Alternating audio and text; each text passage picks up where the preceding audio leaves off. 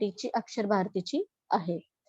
आणि त्यानंतर जे 20 गुण आहेत, ते 20 गुण मात्र अंतर्गत मूल्यमापन आणि ह्या दोन्ही गुणांची बेरीज केल्यानंतर आपला पेपर हा 80 मार्क 100 मार्काचा होतो.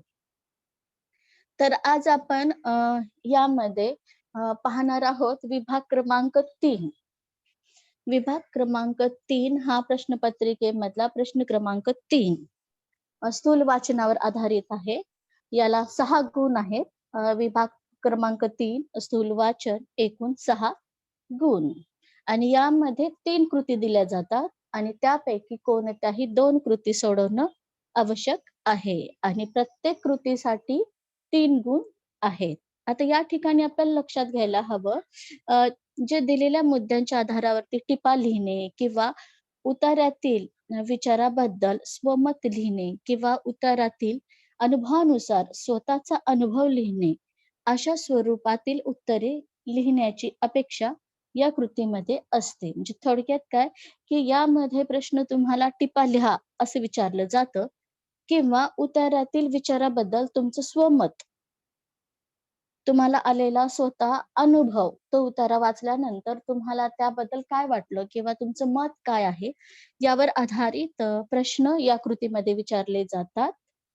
आणि पाहिलं तर हा जो विभाग 3 आहे, या 3 विभागामध्ये तुम्हाला पॅसेज रायटिंग नाहीये. लक्षात घ्यायची गोष्ट काय आहे, की या विभागामध्ये उतारा दिला जात नाही. तसेच वस्तुनिष्ठ स्वरूपाच्या कोणत्याही कृती यात विचारल्या जात नाही. पण पाठाचा संपूर्ण आशयावर आधारित तुम्हाला स्वमत किंवा अभिव्यक्ती स्वरूपाची कृती विचारली जाईल. म्हणजे या विभागामध्ये तुम्हाला पॅसेज रायटिंग असणार नाही. कारण पॅसेज देऊन त्याचे क्वेशन या विभागात विचारले जात नाहीत. तर तुम्हाला डायरेक्ट क्वेशन हे तुमच्या पाठ्यपुस्तकातील आशयावर आधारित विचारले जातात आणि ते क्वेशन पण कसे असतात स्व-अनुभवावर. तुम्हाला जो अनुभव आला पाठ वाचल्यानंतर त्या आशय जो समजला आहे, तो तुमच्या भाषेमध्ये लिहायचा आहे आणि त्यासाठी मग आपल्याला पाठाचं वाचन हे व्यवस्थित करणं आवश्यक आहे आणि ज्यावेळेस आपण स्थूल वाचन पाठ वाचतो, त्यावेळेस त्यातील जे महत्त्वाचे मुद्दे आहेत किंवा टिपा आहेत, त्या आपण लिहून ठेवायला हव्यात आणि त्या टिपांचा किंवा त्या मुद्द्यांचं वाचन केल्यावरती मग तो आपल्याला सरावाने पाठ होऊन जाईल आणि यात कोणतीही कृती जरी आपल्याला विचारली, तरी त्या कृतीचं उत्तर आपल्याला लिहिता येईल. तर मग या विभाग 3 मध्ये एकूण 3 कृती दिल्या जाणार आहे आणि त्यापैकी 2 कृती काय करायच्या तुम्हाला सोडवायच्या आहेत आणि या तिन्ही कृती तुमच्या पाठ्यपुस्तकातील जे स्थूल वाचन पाठ आहे, त्यावरच आधारित असणार आहे. म्हणजे तुमच्या पाठ्यपुस्तकात स्थूल वाचन पाठातले पाठ जो तुम्ही वाचलेला आहे, त्या आशयावर आधारित ते प्रश्न विचारले जातील आणि या ठिकाणी प्रत्येक कृतीसाठी किती गुण आहेत? 3 गुण आहेत. असे एकूण किती प्रश्न विचारले जाणार आहेत तुम्हाला? 3 प्रश्न आणि त्या 3 प्रश्नापैकी तुम्हाला 2 प्रश्न सोडवणं अपेक्षित आहे आणि असे एकूण 2 प्रश्नांचे तुमचे गुण होतात 6. तर आता आपण स्थूल वाचन विभागातील जो पाठ आहे, तो देखील आता आपण पाहणार आहोत. तर हा प्रश्न क्रमांक 3 स्थूल वाचन विभाग तुमच्या पाठ्यपुस्तकामधील स्वमत लिहायचं आहे. तो आशयाला आधारित तुम्हाला आलेला अनुभव त्यात उतरवायचा आहे किंवा त्यामध्ये टिपा वगैरे दिले जातात, तर त्या टिपांचे तुम्हाला थोडक्यात उत्तरं लिहायची आहेत. आता इयत्ता 9वी मराठी अक्षर भारती या पाठ्यपुस्तकातील स्थूल वाचन पाहूयात आपण. स्थूल वाचन विभाग 3 आणि विभाग 4 द्वितीय सत्र विभाग. द्वितीय सत्र विभागामध्ये तुम्हाला जे स्थूल वाचन आहे, व्हेनिस हे विभाग क्रमांक 3 मधलं स्थूल वाचन आहे आणि त्यानंतरचा आहे विभाग 4. विभाग 4 मधलं विश्वकोश हे 4 क्रमांकाचं स्थूल वाचन आहे. तर तत्पूर्वी आपण व्हेनिस आणि विश्वकोश याविषयी माहिती पाहिलेलीच आहे. तर थोडक्यात व्हेनिस या स्थूल वाचनाविषयी मी थोडक्यात तुम्हाला माहिती सांगेन. आता व्हेनिस या पाठाचे लेखक कोण आहेत? तर रमेश राजाराम मंत्री हे या पाठाचे लेखक आहेत आणि त्यांनी काय केलं आहे, की या पाठातून व्हेनिस शहराचं वर्णन केलेलं आहे. ते सांगतात, की व्हेनिस हे पाण्यावर तरंगणारं शहर आहे. म्हणजे अफाट जलदर्शन. कारण आपण पाहिलेलं आहे, की या पाठामध्ये, की रस्ते आपल्याला कुठेच दिसत नाहीत. दिसतो तो काय आहे, की प्रचंड विस्तीर्ण नदीसारखा पसरलेला ग्रेट कॅनॉल आणि या ग्रेट कॅनॉलवरती व्हेनिस हे शहर काय आहे, विस्तारलेलं आहे. आणि त्यामुळे लेखक आपल्याला सांगतात, की व्हेनिस हे शहर आहे, ते पाण्यावर तरंगणारं शहर आहे. त्या शहरातलं वातावरण, तिथलं हवामान, निसर्ग सौंदर्य व जीवनमान यांचं वर्णन त्यांनी या पाठामधून केलेले आहे. आणि या ठिकाणी मात्र हेही सांगितलेलं आहे, की जर आपल्याला प्रत्यक्षात अनुभव घ्यायचा असेल, तर त्या ठिकाणी आपल्याला जाणं पण योग्यच आहे. कारण व्हेनिस हे शहर नुसतं ऐकल्याने जितकं मनाला आनंद होतो, तर तितकं पाहण्याने सुद्धा मनाचा उत्साह वाढतो. तर लेखक सांगतात, की प्रत्यक्ष आपण तिथं गेलं पाहिजे, तिथली हवा खाल्ली पाहिजे, तिथं राहिलं पाहिजे, तरच आपल्याला व्हेनिस म्हणजे काय हे समजेल. कारण विशाल कालव्यावर असा विस्तार उत्साहाने प्रवासी ये-जा करत असतात. तिथलं वातावरण कसं अतिशय प्रसन्न आहे आणि त्या ठिकाणी जलमार्गाची वाहतूक असते. तर रस्त्यावरची वाहतूक आपल्याला पाहायला मिळत नाही किंवा त्या ठिकाणी रस्ते नाही आहेत. तर ग्रेट कॅनॉलवरती आपल्याला यांत्रिक बोटी किंवा नावा ह्या छोट्या अ, जलमार्गावरती वाहतूक करत असतात. प्रवाशांची ये-जा सुरू असते जलमार्गातूनच. तर हा जो दृश्य आहे तिथला हवेतला गारवा, अ, वाऱ्यातला उत्साह, तो मनाला खूप आनंद देऊन जाणारा आहे. असे लेखक, या पाठाचे लेखक रमेश राजाराम मंत्री यांनी सांगितलेले आहे. तर मग व्हेनिस शहर हे कसं आहे, की पाण्यावरती अफाट जलदर्शन असलेलं शहर आहे आणि हे निरुद्योगी लोकांचं शहर आहे. म्हणजे अ, जसं न्यूयॉर्क, मुंबई किंवा हाँगकाँग हे जे शहर धावपळीचं आहे आणि या धावपळीच्या शहरातून जर आपल्याला निवांत विश्रांती हवी असेल, तर आपल्याला व्हेनिस शहराकडे गेलं पाहिजे, असं या पाठामध्ये लेखक आपल्याला सांगत आहेत. आणि यानंतर आपण पाहिलंच आहे, की व्हेनिस हे जे शहर आहे, ते ग्रेट कॅनॉल म्हणजे कालवा आहे. विस्तीर्ण नदीसारखा त्यावरती विस्तारलेलं शहर आहे. आणि स्टेशनच्या बाहेर पाहिलं तर आपल्याला पाणीच पाणी सगळीकडे दिसतं. कारण तिथे रस्ते नाहीयेत. त्यामुळे व्हेनिस म्हणजे काय आहे, की अफाट जलदर्शन आहे. हे शहर कसं आहे, अवर्णनीय शहर आहे. या शहराविषयी जितकं वर्णन करावं तितकं कमी आहे. आणि हा जे शहर आहे ते व्हेनिस म्हणजे काय, हिऱ्या माणकाच्या ढिग्यासारखा बेटाचा पुंज दिसतो. आणि हे कसं शहर आहे, एकदम अद्भुत शहर आहे. म्हणजे अशा प्रकारचं वर्णन लेखकांनी व्हेनिस या शहराविषयी केलेलं आहे. आता त्यानंतर जो दुसरा आपला स्थूल वाचनाचा पाठ आहे, तो आहे विश्वकोश. आता विश्वकोश या पाठाची ओळख करून देताना त्याची थोडक्यात आपण मध्यवर्ती कल्पना देखील पाहूयात आणि त्या मध्यवर्ती कल्पनानुसार आपल्याला त्या पाठाची माहिती होईल. कारण हा पाठ आपण यापूर्वी अभ्यासलेला आहे. फक्त सारांश स्वरूपात या पाठाची ओळख करून घेऊयात. म्हणजे विश्वकोशाची ओळख करून देणारा हा पाठ आहे. आपल्या ज्ञानविषयक गरजा आणि व्यावहारिक सोयी यांच्या दृष्टीने सर्व विषय संग्रह मराठी विश्वकोश अधिक उपयुक्त आहे. कोणत्याही शब्दांचे वेगवेगळे संदर्भ विश्वकोशातून मिळू शकतात आणि हे संदर्भ पाहणे, या संदर्भाचा अभ्यास करणे, या भाषा समृद्धीच्या दृष्टीने अत्यंत आनंददायी प्रक्रिया आहे आणि हा आनंद मिळावा, विश्वकोश पाहण्याची गरज कळावी व विश्वकोश अभ्यासण्यासाठी सवय लागावी, या हेतूने स्थूल वाचन विभागात हा पाठ महत्त्वपूर्ण आहे. तर विश्वकोश म्हणजे काय आहे, की तो ज्ञानियाचा राजा, माहितीचा महासागर आणि खरं तर मराठी भाषेचा वैभवाचा जो मानकरी आहे तो कोण आहे? विश्वकोश आहे. तर डॉक्टर विजया वाड यांनी सांगितलेलं आहे, की विश्वकोश म्हणजे काय? की जे जे विश्वी कोंदले, ते ते ग्रंथी गोंदले. म्हणजे जे जे विश्वी कोंदले म्हणजे विश्वामध्ये ज्या काही गोष्टी असतील, त्या सर्व गोष्टींचा संदर्भ आपल्याला विश्वकोश मराठी या ग्रंथामध्ये पाहायला मिळतो. आणि विश्वकोश हा मराठी भाषेतून लिहिलेला हा ग्रंथ आहे. तो मराठी वाचकापर्यंत पोहोचवण्याचं कार्य हे विषय तज्ञ मंडळीने विश्वकोशामार्फत केलेलं आहे. तर विश्वकोश यामध्ये आपण पाहूयात की कोणकोणत्या विषयांचा यात समावेश असतो, की ज्यामुळे तुम्हाला विश्वकोश समजायला अजून सोपं जाईल.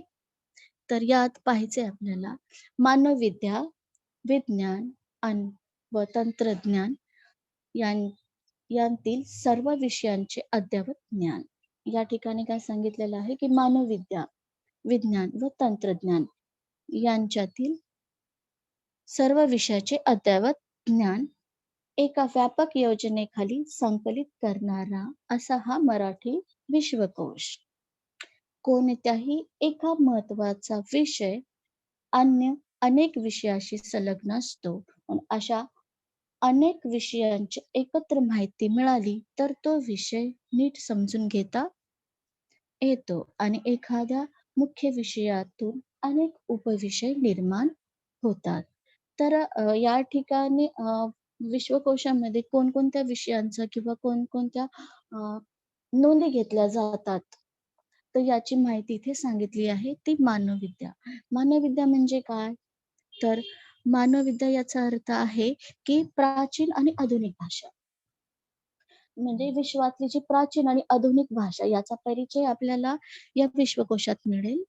जसं आपली मराठी प्राचीन भाषेमध्ये तिला मोडी लिपीत लिहिलं गेलेलं आहे आणि त्यानंतर संस्कृत लिपीत नंतर त्याचं आधुनिकीकरण होऊन मग ते आज आपल्याला देवनागरी लिपीमध्ये मराठी भाषा दिसून येते.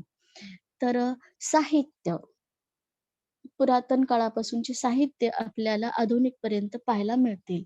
इतिहास, तत्वज्ञान, धर्म यासोबतच संगीत व रंगभूमी म्हणजे यामध्ये संगीताचा समावेश आहे, रंगभूमीचा देखील समावेश आहे. या कलांचा समावेश आपल्याला या मानव्य विद्यामध्ये पाहायला मिळतो.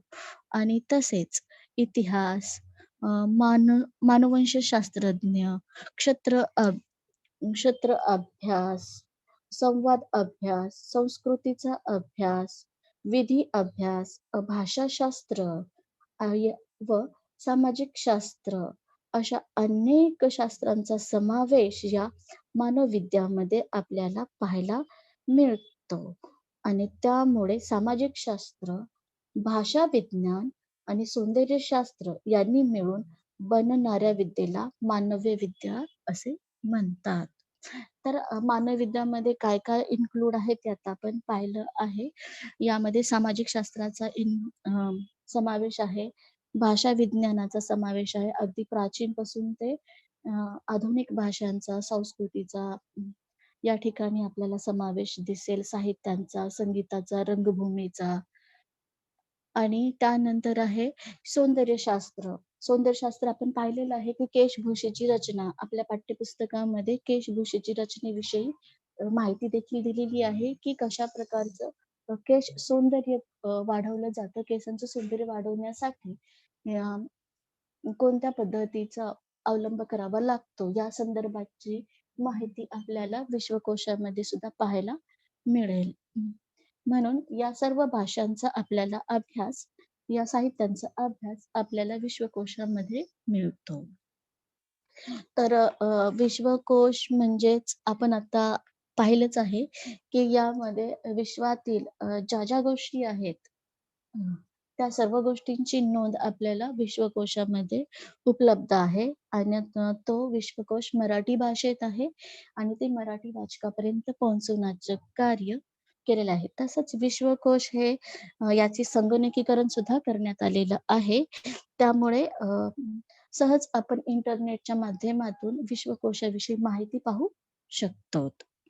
तर आता या ठिकाणी आपल्याला विश्वकोश या पाठाच्या स्वाध्यायाकडे वळायचं आहे. आता आपण विश्वकोशाची थोडक्यात ओळख पाहिली, की विश्वकोश म्हणजे काय, की ज्यातून आपल्याला ज्ञान प्राप्त होतं. त्यामुळे सर्व विषयाचा माहिती एका ग्रंथामध्ये उपलब्ध आहे आणि या विश्वकोशाचा परिचय करून देताना एक गोष्ट लक्षात राहून गेली माझ्या. जे ज्ञानकोशाचे शिल्पकार आहेत डॉक्टर श्रीधर व्यंकटेश केतकर अ, यांच्या ज्ञानकोशाच्या आधारावरतीच विश्वकोशाचा पाया रचला गेलेला आहे. कारण स्वातंत्र्यपूर्व काळामध्ये त्यांनी जी केलेली कामगिरी आहे, ती उल्लेखनीय आहे, विशेष उल्लेखनीय आहे. आणि त्याच ज्ञानकोशाच्या आधारावर ज्ञान विकासाच्या क्षेत्राला अगदी वेग प्राप्त झालेला आहे आणि विकास झालेला आहे. त्यामुळे ज्ञान क्षेत्राचा सर्वांगीण परिचय आपल्याला विश्वकोशामधून पाहायला मिळतो. तर या पाठामध्ये आपल्याला हे पण सांगितलेलं आहे, की विश्वकोश कसा तयार झाला किंवा विश्वकोश कशासाठी पाहायला हवा आणि तो कसा पाहिला जातो, या संदर्भात आपण माहिती पाहिलेलीच आहे. तर आता आपण आपल्या अ, थोडक्यात जर विश्वकोश कसा तयार झाला जर पाहायचं असेल, तर आपण त्यात समाविष्ट विषयांची यादी असते. परत त्या यादीची नोंद केली जाते. तज्ञ व्यक्तीकडून त्या याद्या तपासल्या जातात आणि तपासल्यानंतर मग ज्येष्ठ समीक्षकाकडून परत ती यादी तपासली जाते आणि शेवटी संपादकाकडून नोंद तपासून मग तिचा विश्वकोशामध्ये समाविष्ट केला जातो आणि अशा प्रकारे या याद्या अ, 5 वेळा तपासल्या जातात. म्हणून या याद्यांची विश्वासार्हताही, सत्यताही आपल्याला पाहावयास मिळते. आणि विश्वकोश पाहण्याची गरज काय आहे, की आपल्या ज्ञानविषयक गरजा ज्या आहेत, त्या भागवण्यासाठी तसंच जागतिक क्षेत्रातलं ज्ञान ते जाणून घेण्याची कुतूहल सुद्धा आपल्याला विश्वकोशामार्फत होते आणि आपल्या अभिव्यक्तीला चालना प्राप्त होते आणि सूक्ष्म ज्ञान, सर्व प्रकारचे ज्ञान आपल्याला यातून पाहायला मिळते. तर मग विद्यार्थी मित्रांनो, हा विश्वकोशाचा आपण थोडक्यात परिचय पाहिला आहे. तर यानंतर आपण विश्वकोशावर आधारित आज आपण स्वाध्याय अभ्यासणार आहोत. तर स्वाध्याय इयत्ता 9वी विषय मराठी आणि त्यातला आपला उपघटक आहे विश्वकोश. आता विश्वकोश या पाठावरती आपण थोडक्यात स्वाध्याय अभ्यासूयात.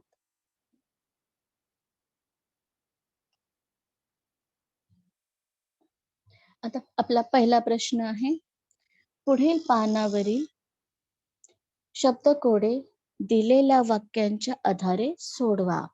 आता या ठिकाणी शब्दकोड आपल्याला सोडवायचं आहे. यात काही प्रश्न दिलेले आहेत आणि त्या प्रश्नांच्या आधारावरती आपल्याला हे शब्दकोडे पूर्ण करणं आवश्यक आहे. तर आता आपण शब्दकोडे पाहूयात. त्यातला पहिला प्रश्न आहे, स्वेदगंगा या कविता संग्रहाचे कवी. पहिला प्रश्न आपला, स्वेदगंगा या कविता संग्रहाचे कवी. त्यानंतर दुसरा प्रश्न आहे आपला, एका साहित्यिकाचे आडनाव श्रीपाद कृष्ण डॅश डॅश म्हणजे यापुढचं उत्तर आपल्याला तिथे लिहायचं आहे.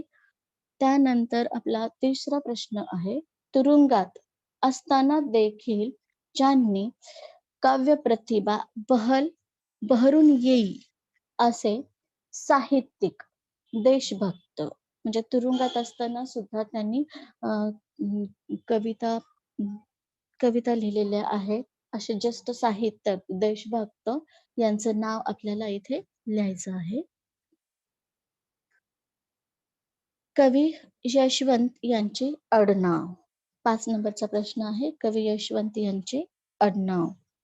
त्यानंतर क्वेशन नंबर 6 पहा. विनोदी साहित्य लिहिणाऱ्या एका साहित्यकाचे आडनाव. 7 नंबरचा प्रश्न आहे, मालतीबाई बेडेकर यांनी वापरलेल्या टोपणनावातील आडनाव. मालतीबाई बेडेकर यांनी जे टोपणनाव वापरलेलं आहे, त्याचं ते आडनाव आणि कवी कुसुमाग्रज यांचे आडनाव. तर आता आपण हे शब्दकोड पाहिलेलं आहे आणि या शब्दकोडामध्ये एकूण 8 प्रश्न आहेत. आणि या 8 प्रश्नांची उत्तरे आपल्याला विश्वकोशामध्ये सहज सापडतील आणि मिळतील पण. तर या प्रश्नांची उत्तरे आपण पाहूयात पुढे. आता यातला जो पहिला प्रश्न होता आपला, पहिला प्रश्न आहे की श्वेतगंगा या कविता संग्रहाचे कवी. तर या श्वेतगंगा या कविता संग्रहाचे कवी कोण आहे? करंदीकर. दुसरा प्रश्न आहे की एका साहित्यिकाचे आडनाव, जे की श्रीपाद कृष्ण. तर त्यांचं आडनाव काय आहे? कोल्हटकर. आणि तिसरा प्रश्न आहे आपला, तुरुंगात असताना देखील ज्यांची काव्य प्रतिभा बहरून येईल असे साहित्यिक देशभक्त. तर प्रश्न क्रमांक 3चं उत्तर आहे सावरकर. आता सावरकर यांना अंदमान निकोबार येथे काळ्या पाण्याची शिक्षा झाली होती आणि त्या ठिकाणी त्यांनी एक कविता रचलेली आहे. ती कविता आहे, ने मजसी ने परत मातृभूमीला सागरा प्राण तळमळला. म्हणजे मातृभूमीच्या दर्शनासाठी देशभक्त विदा सावरकर यांचा प्राण तळमळलेला होता आणि हीच काव्य प्रतिभा बहरून आलेली आहे. ते या ठिकाणी आपल्याला या प्रश्न क्रमांक 3 मध्ये सांगितलेलं आहे. तर तुरुंगात असताना देखील ज्यांची काव्य प्रतिभा बहरून येईल असे साहित्यिक कोण आहेत? तर सावरकर आहे. त्यानंतर चौथा प्रश्न आहे आपला, सुधारक चे संपादक कोण आहेत? तर सुधारकचे संपादक आहेत आगरकर. 5 नंबरचा प्रश्न होता आपला, की कवी यशवंत यांची आडनाव. तर कवी यशवंत यांचे आडनाव आहे पेंढारकर. 6 नंबरचा प्रश्न होता, की विनोदी साहित्य लिहिणाऱ्या एका साहित्यिकाचे आडनाव. तर मिरासदार हा त्यांचं आडनाव आहे. क्वेश्चन नंबर 7 तो आहे, मालतीबाई बेडेकर यांनी कोणतं टोपणनाव वापरलेलं? 7 नंबरचा क्वेश्चन आहे, की त्यांनी कोणतं टोपणनाव वापरलेलं आहे? तर शिरूरकर हे टोपणनाव वापरलेलं आहे. आणि शेवटचं आहे, की कवी कुसुमाग्रज यांचं आडनाव शिरवाडकर. शिरवाडकर हे त्यांचं आडनाव आहे. तर हा आपण शब्दकोडे पाहिलेला आहे, की यात एकूण 8 प्रश्न होते आणि या 8 प्रश्नांची उत्तरे आपण आत्ताच पाहिलं. त्यानंतर आपला पुढील प्रश्न आहे, तो प्रश्न आहे टिपा लिहा. तर आपल्याला कोणत्या विषयाच्या टिपा लिहायच्या आहे? एक आहे विश्वकोशाचा उपयोग आणि दुसरी टिपा आहे विश्वकोश निर्मिती प्रक्रिया. तर आपल्या पाठ्यपुस्तकातील जो प्रश्न आहे टिपा लिहा. तर स्थूल वाचनमध्ये अशाच प्रकारचे प्रश्न विचारले जातात. टिपा लिहा. त्या ठिकाणी आपल्याला टिपा दिले जातील आणि त्यापैकी कोणतेही 2 लिहायचे असतात. तर या ठिकाणी पहिला जो आहे विश्वकोशाचा उपयोग आणि दुसरा प्रश्न दिलेला आहे की विश्वकोशाची निर्मिती प्रक्रिया. तर आपण पहिल्या प्रश्नाकडे पाहूया. तर टिपा लिहा. पहिला प्रश्न विश्वकोशाचा उपयोग. आता ह्या विश्वकोशाचा उपयोग यामध्ये आपल्याला पाहायचं आहे की विश्वकोशाचा उपयोग कशासाठी होतो. आता थोडक्यात आपण आताच पहिला प्रश्न पाहिला होता, की शब्दकोडातली जी माहिती आहे ती आपल्याला विश्वकोशामार्फत मिळालेली आहे. म्हणून विश्वकोशाचा उपयोग आपल्याला ज्ञानवाढीसाठी होतो. ज्ञान तर आता आधी पहिले आपण प्रश्नाचं उत्तर पाहूयात आणि त्यानुसार मग आपण उत्तर बघूया. आता यातला जो पहिला प्रश्न आहे तो विश्वकोशाचा उपयोग. तर विश्वकोशाचा उपयोग काय आहे? शिक्षणाचा प्रसार खूप झपाट्याने झाला. औद्योगिकरणामुळे समाजाच्या वैज्ञानिक व तांत्रिक गरजा वाढल्या. विविध प्रकारचे शब्द अस्तित्वात आले. भाषा समृद्धी झाल्या. त्यामुळे आजच्या यंत्रयुगातील व विज्ञान युगातील माणसाला आपले ज्ञान विश्वव्यापी व अद्ययावत करण्यासाठी विश्वकोशाची गरज निर्माण झाली. तर या ठिकाणी काय सांगितलं आहे, की विश्वकोशाचा उपयोग हा शिक्षणाचा प्रसार जसा झपाट्याने झाला तसा औद्योगिकरणामध्ये सामाजिक, विज्ञान व तंत्रज्ञानाच्या गरजा देखील वाढल्या. त्यामुळे विविध प्रकारचे शब्द अस्तित्वात आले आणि भाषा ही समृद्ध झाली आणि त्यामुळे मानवाला आपले ज्ञान कसे विश्वव्यापी व अद्ययावत ठेवण्यासाठी आपल्याला विश्वकोश पाहणं गरजेचं आहे. त्यानंतर त्याचा पुढचं उत्तर पाहूयात. मानवविद्या म्हणजे विश्वकोशामध्ये आपल्याला कोणकोणती माहिती मिळते? तर मानवविद्या. मानवविद्या म्हणजे काय? भाषा, साहित्य, संस्कृती, अ, इतिहास या सर्व गोष्टींचा समावेश आपल्याला मानवविद्यामध्ये मिळतो. आणि त्यामुळे भाषा समृद्ध करणे किंवा साहित्याचं वाचन करणे किंवा संस्कृती जाणून घेणे किंवा ऐतिहासिक गोष्टींची, बाबींची माहिती पाहण्यासाठी आपल्याला विश्वकोश पाहणं गरजेचं आहे. तसंच विज्ञान व तंत्रज्ञान यांच्यातील सर्व संग्रहित विषयांची माहिती आपल्याला विश्वकोशात मिळते व ज्ञान विश्वकोशात समाविष्ट असते.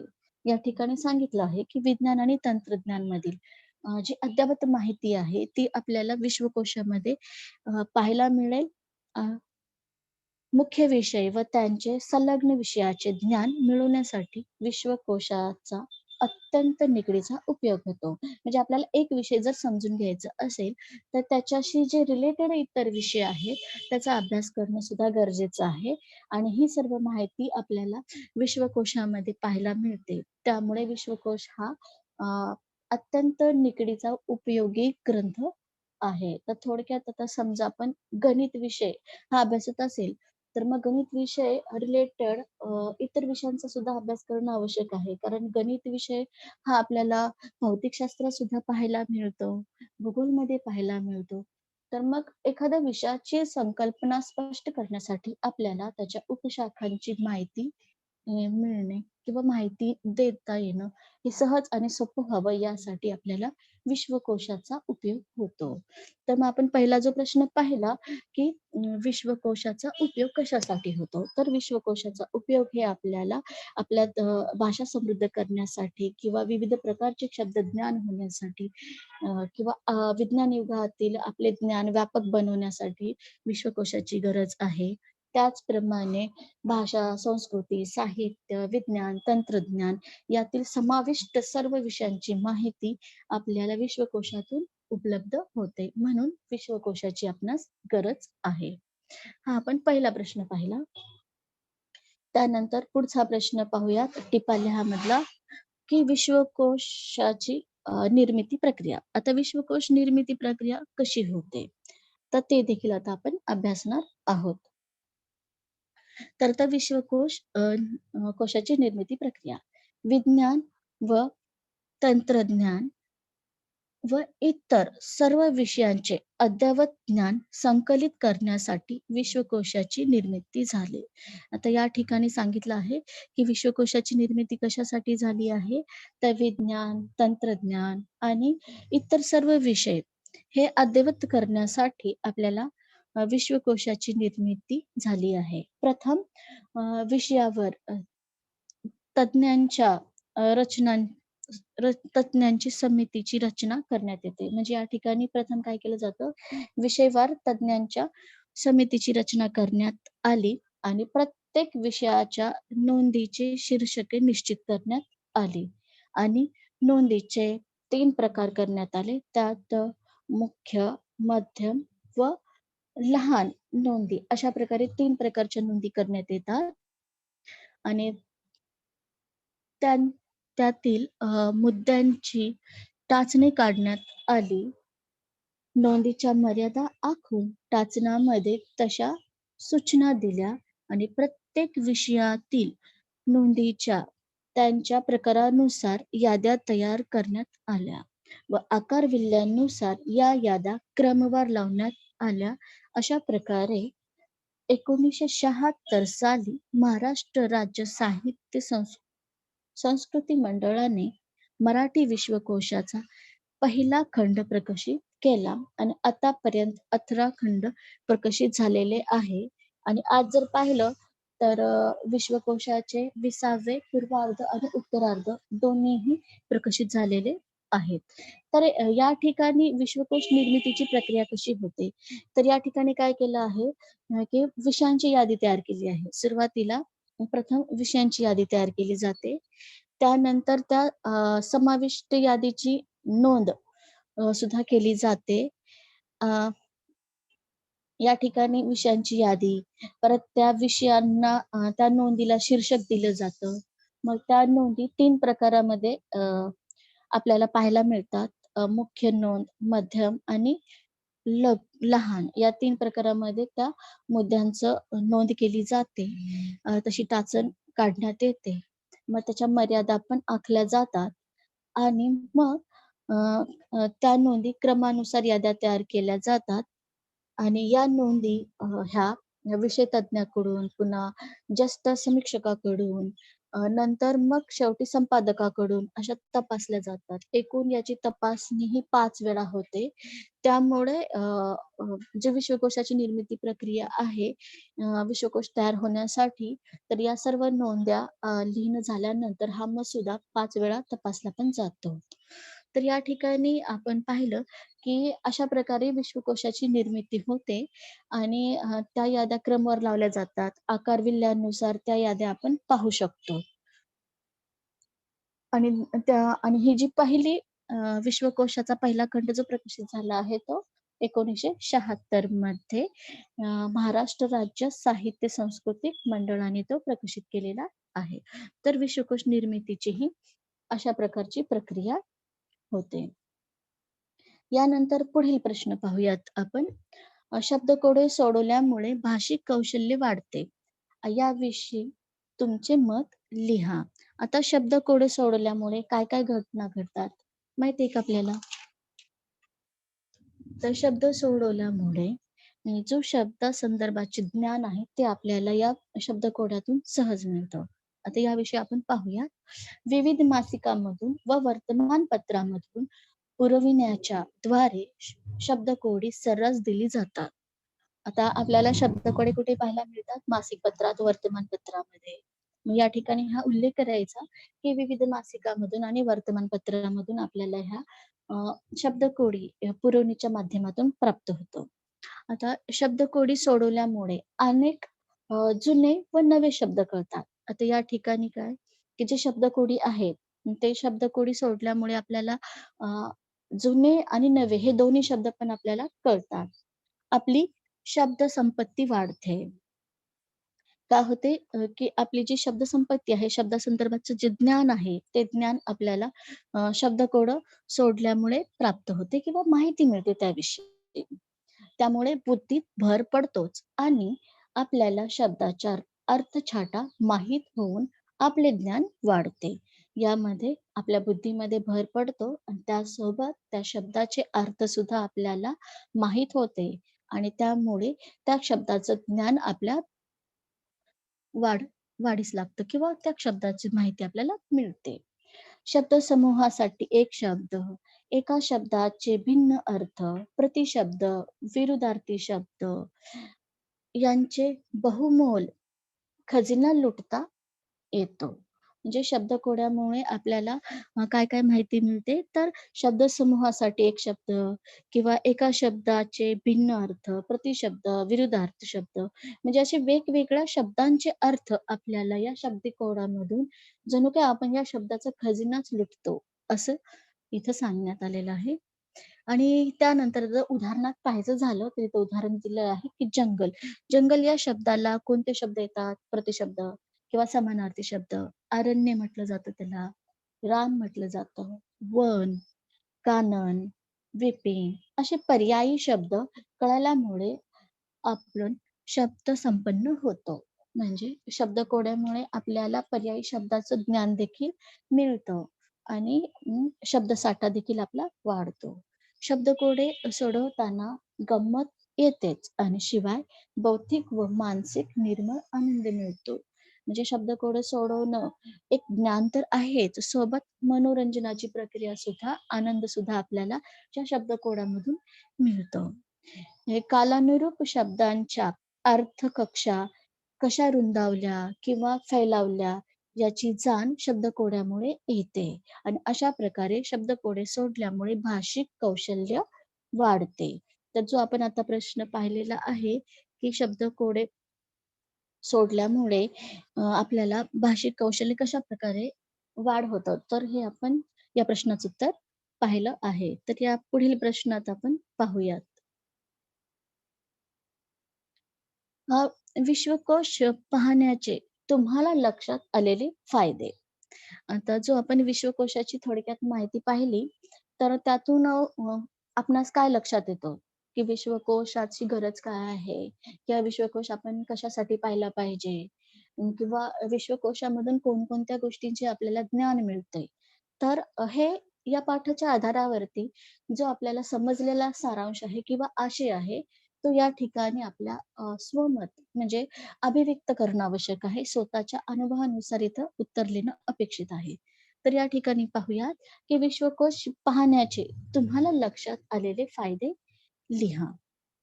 तर आता फायदे पाहूयात. आपल्याला माहीत नसलेल्या विषयांची सांगोपांग माहिती मिळवण्यासाठी विश्वकोश आपल्याला मदतनीस होतो. आणि त्या विषयाच्या अनुषंगाने असलेले संलग्न विषय कळतात व विषय साखळीमुळे त्या विषयाचे सखोल ज्ञान प्राप्त होते. आपले ज्ञान विषयाचे कुतूहल शमवण्याचे व शमवण्याचे विश्वकोश हे एक उत्तम साधन आहे. विश्वकोश पाहण्याने आपले जागतिक ज्ञानक्षेत्राचे क्षितिजे हे विस्तारतात. विश्वकोश पाहिल्यामुळे काय होतं, की आपले जे जागतिक ज्ञानक्षेत्र आहे, जागतिक म्हणजे विश्वातील सर्व ज्ञान म्हणजे क्षेत्र आहे, ते विस्तारलं जातं. आपल्या अभिव्यक्तीला योग्य चालना मिळते आणि मराठी विश्वकोश हाताळल्यामुळे सर्व प्रकारचे प्रगल्भ व सूक्ष्म ज्ञान मराठी भाषेतून मिळते व आपल्या ज्ञानविषयक गरजा भागवतात. तर या ठिकाणी आपण पाहिलं, की विश्वकोश पाहिल्याने आपल्याला काय फायदा होतो. तर या ठिकाणी सांगितलं, की आपल्याला माहीत नसलेले जे विषय आहेत, त्याची माहिती सुद्धा आपल्याला विश्वकोशामध्ये मिळते. दुसरं काय सांगितलंय, की आपल्या विषयासंदर्भात संलग्न विषयाच्या शाखा किंवा त्या विषयाची माहिती, सखोल ज्ञान आपल्याला विश्वकोशामधून प्राप्त होते. ज्ञानविषयक कुतूहल शमवण्याचे कार्य सुद्धा विश्वकोश करतो. हे एक उत्तम साधन आहे ज्ञान मिळवण्याचं आणि जागतिक क्षेत्रातलं ज्ञान हे विस्तारण्याचं कार्य सुद्धा विश्वकोशामार्फत होतं. त्यासाठी विश्वकोशाचे फायदे खूप आहेत. आपल्या अभिव्यक्तीला चालना मिळणे म्हणजे आपलं मत प्रभावीपणे चांगल्या शब्दामध्ये व्यक्त करण्यासाठी विश्वकोशाचा आपल्याला उपयोग होतो. त्याचा फायदा होतो आणि मराठी विश्वकोश हाताळल्यामुळे आपल्याला सूक्ष्म ज्ञान देखील आपल्याला मराठी भाषेतून मिळते आणि आपल्या ज्या ज्ञानाविषयक गरजा ज्या आहेत, त्या आपल्याला विश्वकोशामार्फतच त्याचा फायदा होऊ शकतो. तर विश्वकोश पाहिल्याने या प्रकारचे फायदे आपल्याला मिळतात. तर यानंतर पुढील प्रश्न पाहूया. तर यातला जो 4थ्या क्रमांकाचा प्रश्न आहे, की वेशभूषेचे उद्देश सांगून त्यात कोणत्या गोष्टीचा अंतर्भाव होतो ते स्पष्ट करा. आता या ठिकाणी काय सांगितलं आहे, की केशभूषा म्हणजे सौंदर्यशास्त्र. सौंदर्यशास्त्राविषयी देखील माहिती स्पष्ट केलेली आहे. तर केशभूषेचे उद्देश सांगून त्यात कोणत्या गोष्टीचा अंतर्भाव होतो ते पाहूया. अ, मोकळे केस इतरांना दिसू नयेत म्हणून पुरातन स्त्रियांनी केश बंधनाची कल्पना राबवली असावी आणि या कल्पनेतून केशभूषेचा उगम झाला असावा. लेण्यांमधल्या शिल्पकृतीत आढळणाऱ्या स्त्रियांनी केलेल्या प्राचीन केशरचनांचे अनुकरण भारतीय स्त्रिया करताना आढळतात आणि केशभूषेचा मुख्य उद्देश हा आकर्षकता व सौंदर्य वाढवणे हा आहे. सामाजिक संकेतानुसार प्रतिकात्मक केशभूषा करणे हा केशभूषेचा सामाजिक उद्देश ठरतो. केशभूषेत केस कापणे, केस धुणे, मीठ विसरणे किंवा नीट करणे, विचारणे, कुरळे किंवा सरळ करणे या सर्व गोष्टींचा अंतर्भाव आपल्याला केश सौंदर्यामध्ये पाहायला मिळतो. तर या ठिकाणी सांगितलेलं आहे, की जो केशभूषा याचा उद्देश काय आहे आणि कोणत्या गोष्टी अंतर्भाव होतात. तर आपण पाहिलंय, की पाठामध्ये, की अजिंठा, वेरूळ, कोणार्क आणि खुजारो या ठिकाणच्या शिल्पकृतीमध्ये त्या काळामध्ये, प्राचीन काळामध्ये ज्या स्त्री-पुरुषांनी केश रचना केलेली आहे अ, आणि त्याच केश रचनेचं अनुकरण आज आपल्या आधुनिक भारतीय स्त्रिया करत आहेत. मग यामध्ये सांगितलं आहे, की जे केशभूषेचा उद्देश काय आहे, तर आकर्षकता आणि सौंदर्य वाढवणं आणि दुसरा काय सामाजिक उद्देश आहे, तर सामाजिक संकेतानुसार प्रतिकात्मक केशभूषा. मग आता भूषेमध्ये कोणत्या गोष्टी येतात? तर त्या ठिकाणी केस कापणे, धुणे, नीट करणे, विंचरणे, कुरळे करणे किंवा सरळ करणे. म्हणजे अशा वेगवेगळ्या गोष्टीचा अंतर्भाव आपल्याला विश्वकोशामध्ये पाहायला मिळतो. आणि म्हणजे केस कसे कापायला हवेत, ते कसे धुवायला हवेत किंवा ते त्याचं विचरायला कसे हवेत, कुरळे कसे करावेत, सरळ कसे करावेत, या संदर्भातली माहिती आपल्याला विश्वकोशामध्ये पाहायला मिळते. तर हा जो प्रश्न होता, की केशभूषा सौंदर्याविषयी कोणकोणत्या गोष्टीचा अंतर्भाव. तर या सर्व गोष्टींचा अंतर्भाव आपण पाहिलेला आहे. आता यानंतर पाहूयात पुढील प्रश्न, की विश्वकोशा उपयोगी तुम्हाला मराठी भाषेतील ज्ञान प्राप्त करण्यासाठी कसा होऊ शकतो? म्हणजे आता आपण जो प्रश्न पाहिलेला आहे, तो जवळपास याचं उत्तर देखील त्याचप्रमाणे आहे. मराठी भाषेतील कोणत्याही विषयाचे ज्ञान मिळवण्यासाठी मराठी विश्वकोश हा आपल्याला मदतनीसच होतो. म्हणजे मराठी भाषेची व्याप्ती, त्याचा इतिहास, वेदांतापासून ते अद्ययावतपर्यंत ह्या गोष्टी आपल्याला विश्वकोशामार्फत सहज समजते. प्राचीन काळातील काव्य तसेच त्या काळातील इतिहास आपल्याला विश्वकोशामार्फत त्याचा उपयोग होतो. म्हणजे अशा प्रकारे आपलं व्यक्तिमत्व विकास संपन्न करण्यासाठी या विश्वकोश भाषेचं ज्ञान आवश्यक आहे. यानंतर भाषा सौंदर्य. तर भाषा सौंदर्यामधलं पाहूयात अ, खालील कोडे सोडवा व त्यांच्या शेवटच्या रकान्यातील वर्णाचे विशेष ओळखा. आता या ठिकाणी पहिला प्रश्न आहे, पैसा न देता विनामूल्य. दुसरा आहे, पाणी साठवण्याचे मातीचे गोल भांडे. त्यानंतर पुढचा प्रश्न आहे का, जिच्यात रेतीचे प्रमाण जास्त असते अशा अ, जमिनीची जात. त्यानंतर चौथा प्रश्न आहे, रहस्यमय. पाचवा आहे, की खास महाराष्ट्रीयन पक्वान्न पोळ्या, मोदक, करंज्या यामध्ये भरतात. तर हे जे 5 प्रश्न आहेत शब्दकोड्यासाठी तर याचं उत्तर आता आपण पाहूयात. जो पहिला प्रश्न होता आपला, की पैसे न देता विनामूल्य म्हणजे काय? फुकट. या शब्दासाठी म्हणजे अनेक शब्दसमूहासाठी एक शब्द आहे इथं फुकट. पैसे न देता विनामूल्य म्हणजे फुकट. त्यानंतर दुसरा प्रश्न होता आपला, पाणी साठवण्याचे मातीचे गोल भांडे. ज्यामध्ये आपण पाणी साठवतो ते गोल भांडे काय आहे? माठ. तिसरा प्रश्न आहे, की जिच्यात रेतीचे प्रमाण खूप जास्त असते अशी जमिनीची जात. म्हणजे रेतीचं प्रमाण जास्त असणारी जमिनीची जात. या प्रश्नाचं उत्तर काय आहे? रेताड. आणि चौथा प्रश्न आहे आपला अ, रहस्यमय. रहस्यमय म्हणजे गूढ. सस्पेन्स कसं म्हणतो आपण त्याला रहस्यमय, त्याप्रमाणे त्याला मराठीमध्ये शब्द आहे गूढ. आणि याचा 5वा शब्द आहे खास महाराष्ट्रीयन पक्वान्न किंवा पोळ्या, मोदक, करंज्या यामध्ये हे भरतात. तर पोळ्या, करंज्या, मोदक यामध्ये काय भरतात माहिती पुरण. याला सारण देखील म्हणतात आणि पुरण पण हा शब्द आहे. तर हा जो शब्द भाषा सौंदर्यामधला जो एक कोडा आहे शब्दाचं ते पाहूयात. आता यामध्ये आपल्याला दिला होता पहिला प्रश्न, की पैसा न देता विनामूल्य. तो शब्द आहे फुकट. तर आता दुसरा प्रश्न विचारला होता आपल्याला, की पाणी साठवण्याचे मातीचे भांडे म्हणजे माठ. आणि तिसरा प्रश्न विचारला होता, जिच्यात रेतीचे प्रमाण खूप जास्त असते, अशी जमिनीची जात म्हणजे काय? 3 नंबरचा प्रश्न आहे तो रेताड. आणि 4 नंबरचा प्रश्न होता तो रहस्यमय. रहस्य म्हणजे सस्पेन्स. त्यासाठी मराठी शब्द काय आहे? गूढ. आणि शेवटचा प्रश्न होता आपला 5वा, की खास महाराष्ट्रीयन पक्वान्न किंवा पोळ्या, मोदक, करंज्या यामध्ये हे भरतात. काय भरतात तर? पुरण. तर हे भाषा सौंदर्यातलं एक शब्दकोड आता या ठिकाणी आपण पाहिलेला आहे. जो शेवटचा जो वर्ग आलेला आहे ट, ठ, ड, ढ, न हा आहे व्यंजन वर्ग.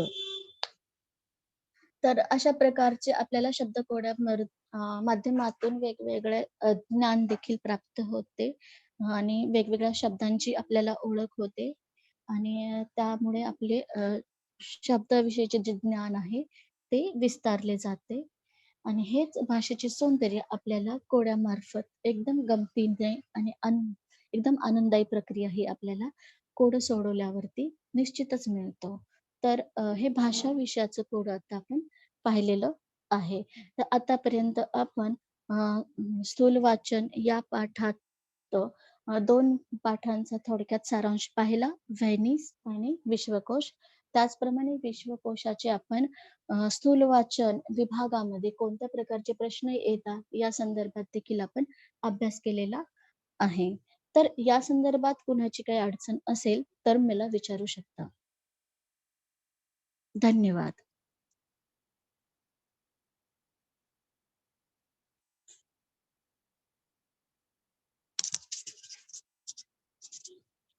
Hello madam.